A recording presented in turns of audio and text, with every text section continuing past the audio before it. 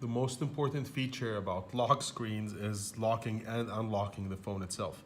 It's concerned with security. We use it every day to get into the phone and out of it. So let's see how locking and unlocking the phones compare between the iPhone 10 and the Google Pixel 2 XL and iOS versus Android. Pretty straightforward on the iPhone 10. All you get is passcode, the regular, the classic passcode. Of course, from settings, you can change it to be 6 digits instead of 4. You can change it to be letters and numbers to be more sophisticated. But again, this is the basic one, the 4-digit one.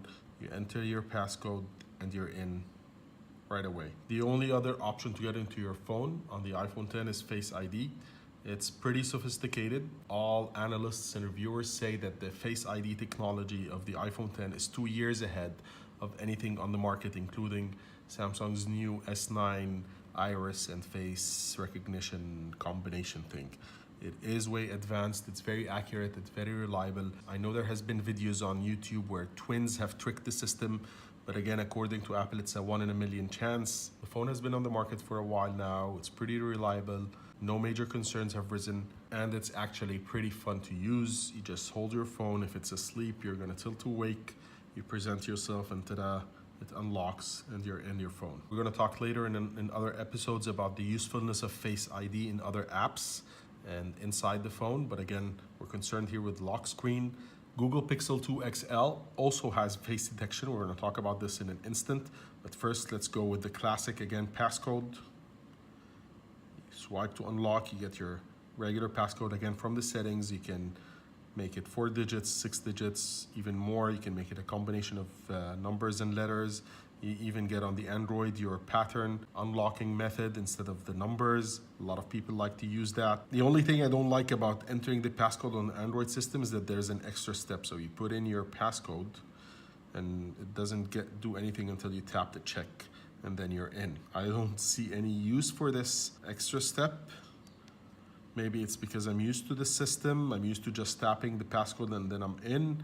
But again, I have no idea why you have to tap check to confirm your passcode. It also becomes annoying if you input the wrong passcode. So on the iPhone here, if you input the wrong passcode, we'll make a scene out of it. And if you're holding the phone, it will vibrate in your hand. You don't have to do any extra step to know that you've put a wrong passcode and then you put the right one in and you're in right away. Whereas here, you put the wrong passcode, nothing happens until you tap check and then it tells you it's wrong pin.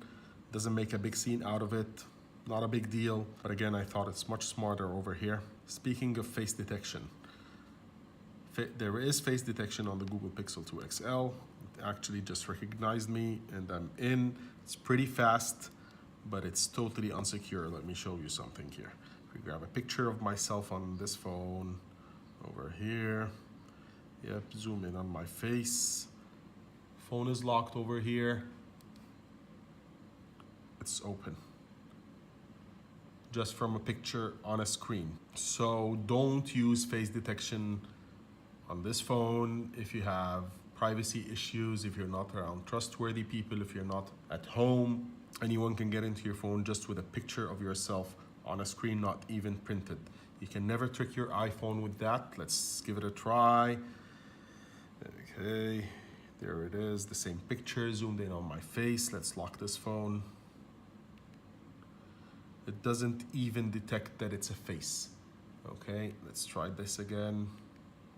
No way, it doesn't even detect that it's a face. This is because the Face ID technology has depth cameras and infrared sensors, so it detects depth and it detects life. But there's nothing to worry about on the Google Pixel 2 XL. You have your fingerprint sensor on the back. We saw this in the unboxing. It's pretty reliable. It's as reliable as any fingerprint sensor on any smartphone. I don't like fingerprint sensors on the back in general, but again, it's not that hard to find. Your finger finds its way easily. You unlock immediately. It's fast, it's responsive, it's secure enough. It's probably what you're going to be using most of the time with a Google Pixel 2 XL and most other Android phones until they catch up with the Face ID. The thing I don't like about fingerprint sensors on the back is that many times when I try to grab the phone from my pocket, my finger finds its way and the phone comes out of my pocket already unlocked, sometimes with a phone call being made unintentionally or an app already open. It was harder to get your finger on it by mistake when it was down here. But again, they had to give you the full screen, so they had to put it on the back, and they still haven't mastered